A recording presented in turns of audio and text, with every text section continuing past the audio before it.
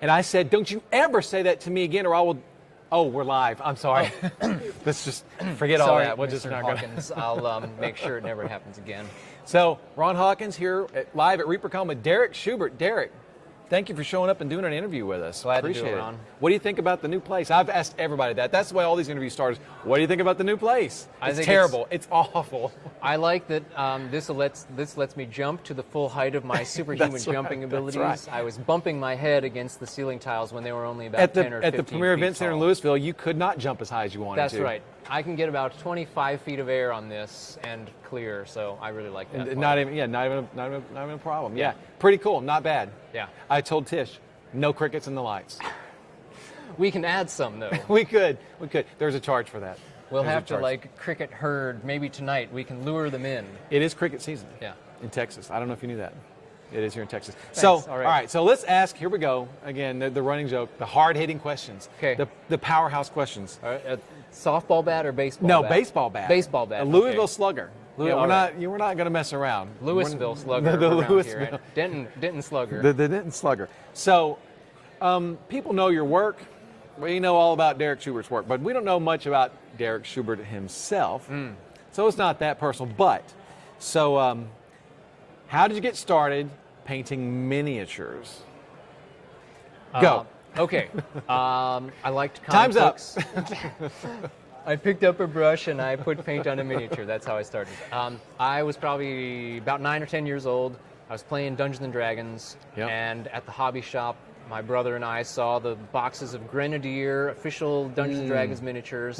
We convinced our mom to buy us a set and a set of paints. We painted them. We were terrible, but we didn't mind. Right. We both set it aside, and then a couple years later, I bought some of the DC heroes, Superman, Batman, Green Yeah. Lantern, that Grenadier put Yeah, out in the yep. 80s.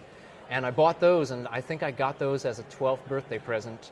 And I got a new set of paints, and I painted them, and then I remembered that I had these old fantasy Grenadier figures, and I started painting them. So when I come here to Reapercon, I bring my very first Grenadier Ranger with the enamel paints that I put on him as to show people that I Of what not to do. Oh, no, of where you could be. Where you started, where I started, and now some decades later, here I am. So I was about 10 or 12. Okay. It's been a while now. So, so that's been 30-ish years. 30-ish years. Yeah. Okay. So let me ask just kind of a weird question. So what were your first brand of paints?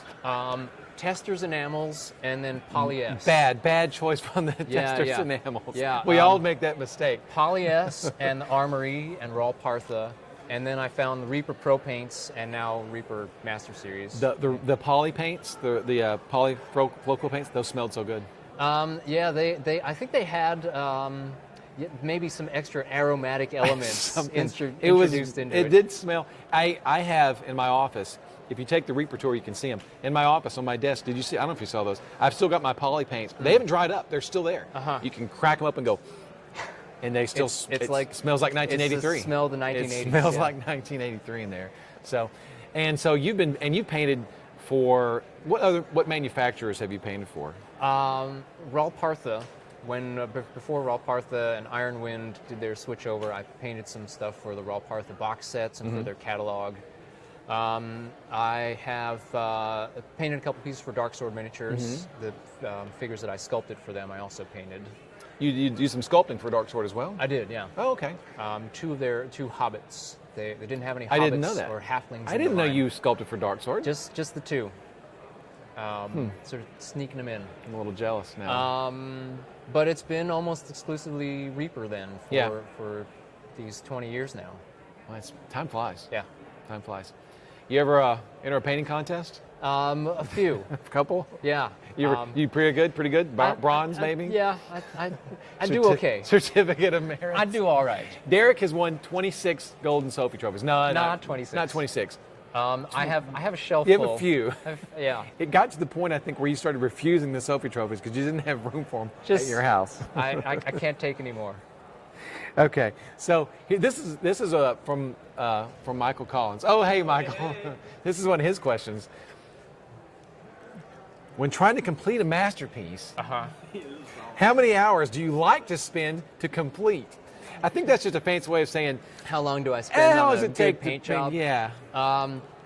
The figures that I put into the contests, I usually spend 15 to 20 hours on. Okay. They can run to 30 at the most. I think when I've painted some figures where I knew I wanted to do my utmost best and everything perfectly clean and smooth, about 50 or 60 for a like 30 to 40 millimeter figure. But It's a long time. yeah, It puts a lot of. it adds up. It does add up after a while. Over hundreds of figures, that's thousands of That's hours a long of painting. time. That's a lifetime of painting, is what that is. Genres? You have a specific genre you like? Prefer? Fantasy is definitely my wheelhouse. Yeah. I painted only a few sci-fi. I used to play Warhammer 40,000 as, and so I'd collect the army of sci-fi figures. I'm about to paint a steampunk genre, bigger scale figure, but Fantasy's your thing. Fantasy's it, yeah. Fantasy. And you do a lot of role playing too. I do. That's right. So, so I play a lot of Pathfinder and D&D, and I paint figures to represent the characters I'm playing in those games. And I also sculpt. you've sculpted figures your own. too. See, That's- and that's when you've made it. When you can sculpt and paint your very own character for your role playing campaign. That's right. Until the DM kills you, until you get shot by an elf. Yeah. Until you were slain by an elf. Or he throws a big D20 or throws like a brick on the tabletop. If this hits your miniature, your character's dead. Ah, no. You guys, when you guys come down to Reaper, you and some of the other artists, you guys have an ongoing role-playing campaign? Yeah. Tell us a little bit about that. Kevin Williams runs it as the dungeon master, and we all made some characters, and we picked some figures out of the Reaper lineup and painted them. Sorry, I dropped my thing. Dropped your thing. Hey, technical guys. My thing fell out of my pocket. Is that okay? We still good? Are we still audible here? That's what you call rolling with the punches. You Okay. roll with it. You roll with it. Roll with the punches Roll with the playing punches. game. Right. Interview. Like So, all right. So So Kevin's the DM. Yeah, we needed a cleric, and I made a dwarf cleric. Okay. So I grabbed a dwarf. I think it's Dane Deepaxe. Dane Deepaxe. with the horns and Yeah. the axe. So that's my character. And there's a lot of hijinks going on. Yeah. That's after Reapercon. That's a couple days later Yeah. when we're a little loopy and Some silliness. There's some sort of an undead mule or something. There may have been, we were theorizing about, we saw some hoof prints or something like that mysteriously disappeared. And we thought maybe it was a donkey, and maybe it turned into gaseous form or sprouted wings Right, or something. So we thought it has to be the legendary donkey vampire, or the donkpire. The Donkpire. Donkpire, yeah. So I think somebody actually took the donkey miniature and sculpted a cape. I think it was Gene Van Horn who sculpted a cape, maybe sculpted some fangs. Yes, the Donkpire. I saw the might exist. miniature on Kevin Williams' desk just a couple of days ago. Okay. Donkpire may be making a return. Yeah. To the role-playing table at I some think you point. might have to put it out in Dark We Heaven may Legends. have to go ahead and put out the Donkpire Yeah. miniature. Yep. And you didn't know you needed it until you saw Until it. you saw and it, then and you're then going to go, you can't live without I it. need that thing. I need Yeah. that thing. Yeah, so you guys do that. Let's see. And so you guys play that after Reapercons, or you come down to artist conferences or whatever, little things like that. So you it's guys do that. episodic, yeah. Yeah, it's episodic. And your main foes are the Duergar? There's Duergar. We fought some Darrow last time. We And, need yeah. Darrow miniatures. Those are handy. We have those. Darrow were some of the first figures that I sculpted. They for were Reaper. awesome. They were awesome. So here's another Collins question. What type of style or technique do you most use when painting a miniature? The good style. How about that? Yeah. The paint good. Schubert, Paint good. The Derek Schubert style, inimitable, developed Exactly, over yes. decades. No dry brushing though, right? No dry brushing. I do some wet blending of my base coats. That is the first coat of paint that goes on. Also already has some highlights and some shadows. But then I'm layering and I'm doing some glazing and some applying dilute paint in specific places. Yeah. Just water mixed in with the paint. But I know different people live in different parts of the country where it's humid or dry or hot or cold. And or that'll whatever, affect the so, way you kind of yeah. do things. Yep. And you just wrote a painting guide for us for the August Dungeon Dweller. That's right. which we have not put out yet because we've been a little busy with other things. Yeah, We're a Reapercon little bit takes a little behind time, on yeah. the paint. We're going to catch up. We are going to catch up. But I'm excited to put out your painting guide for the Dungeon Driller Wizard. Yes. He's awesome. Thanks. He turned out great. Thanks. He turned out really good. He's a summertime wizard, and as you'll see, as you'll read in the painting guide, you'll see my inspiration was like a blue-purple twilight evening with glowing fireflies. Fireflies. I thought that was great. So, I thought that was really so you can see really how cool. I primed him and blocked out the colors, and then went in with more detail. I've read the painting guide. Maybe I'll share. I don't Yeah. know. Maybe we'll see. When I people thought it are was pretty watching cool. this video, like 2 months from now, they're gonna the time travel effect will not be as amazing as we think it is now. But They're going to say, this wizard's out of season. This is a summer wizard. I'm Yeah, not going to paint yeah. that guy. It's fall. it's fall. It's Okay.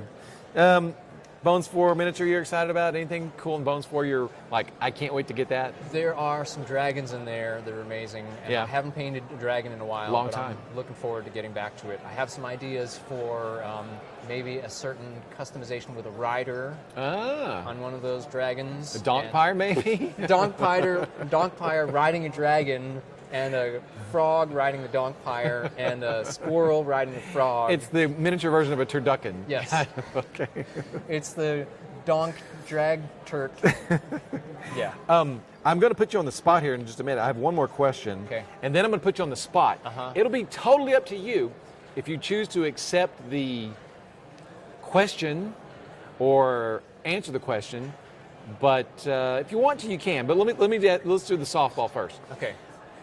So, which faction are you supporting in Dreadmere this year?